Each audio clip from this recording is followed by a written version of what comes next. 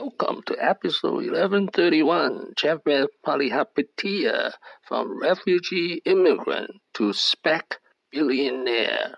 This picture of Palihapitiya with girlfriend. This is an outline of episode 1131. First, the secret of his success. A lot of my life, quite honestly, is just copying things that I see. There's not a lot of original thought here. It truly is not. I mean, we can all pretend we're all fucking geniuses. Honestly, be good copiers. Do you know what I'm saying? It's the best thing in the world. Like, be around high-functioning, high-quality people and just copy the shit that they do. Observe the shit that's, kind of crappy, and then don't do that stuff. It's not a fucking complicated formula. He was born in Sri Lanka in 1976. Age 6, he immigrated to Canada. His father, Gamage, had made enemies back in Sri Lanka because he refused to stay silent about the senseless violence that was going on during the civil war in the country. I grew up on welfare. My mother was a housekeeper.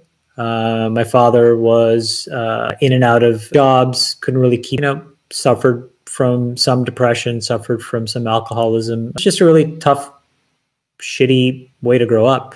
I was a byproduct of a lot of social safety nets. In high school, he worked at Burger King and had to give all his money to his parents. In 1999, he graduated from the University of Waterloo with a degree in electrical engineering. At the University of Waterloo, he met his future wife, Richard Lau.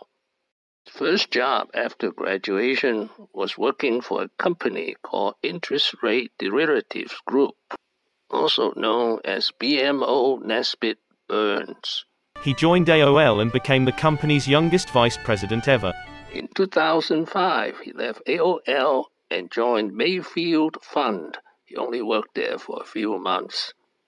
He joined Facebook, which, at the time, was just a little over a year old and was well on its way to be the most prominent social media platforms in the world.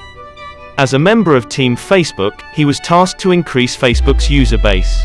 Palihapitiya would lead Facebook to grow from 50 million to 700 million users. Millions of users, and is currently the largest and most prominent social networking site across the globe. He was able to establish his reputation across Silicon Valley. Because of his track record and his work at Facebook, he was regarded as somewhat like a superhero in their circle.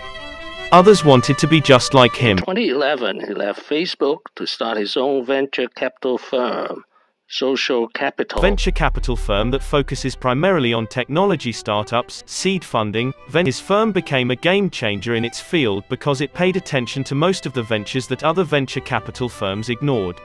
In 2021, he's the undisputed king of SPAC. SPAC is Special Purpose Acquisition Company, also commonly known as Blank Check Company. Among his most famous SPACs are Slack and Sophie. Now, the magic of being wrong. Silicon Valley works because there aren't consequences for being wrong. In fact, there's a celebration of wrongness more than there is a celebration of rightness. And I think that that is this one turn that Canada is missing. Too often, co-opt people into a very traditional mindset of performance. We have these very brittle borders, so we don't allow the outliers to feel at home here. There is no reason why some of the companies that get started in Silicon Valley should have. When you look at those Silicon Valley companies, they're littered with Canadians. Thank you for watching. Please subscribe and leave your questions and comments below.